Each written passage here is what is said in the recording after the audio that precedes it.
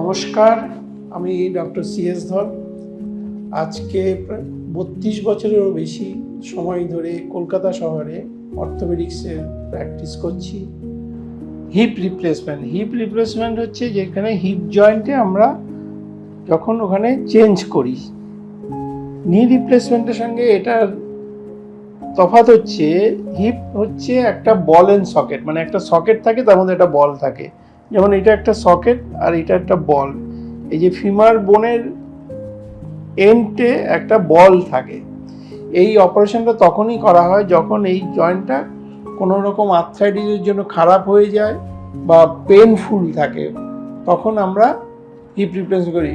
But আমাদের দেশে সাধারণত arthritis of the hip joint যদিও অনেক হয়, কিন্তু তার থেকে বেশি কমন হচ্ছে ফ্র্যাকচার নেক ফিমার। যদি এই বলটা ভেঙে যায় তখনও আমরা কিন্তু অনেক পেশেন্টের হিপ রিপ্লেসমেন্ট করি। এখানে একটা কাপ লাগানো হয়,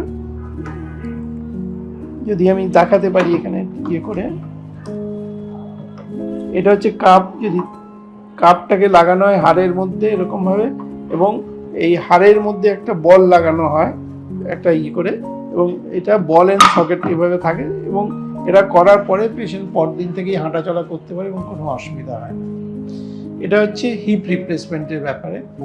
এভাবেই চিকিৎসা করা হয় হিপের আর্থ্রাইটিস বা ফ্র্যাকচারের জনিত কারণে। হাড়ের রোগ বিভিন্ন রকম হতে পারে। এক হচ্ছে ধরুন আর্থ্রাইটিস বিভিন্ন ধরনের, এক হতে পারে ফ্র্যাকচার ভেঙে যাওয়ার কারণে, বা অন্য কোনো রোগের জন্য হাড় বা জয়েন্ট এফেক্ট হতে পারে।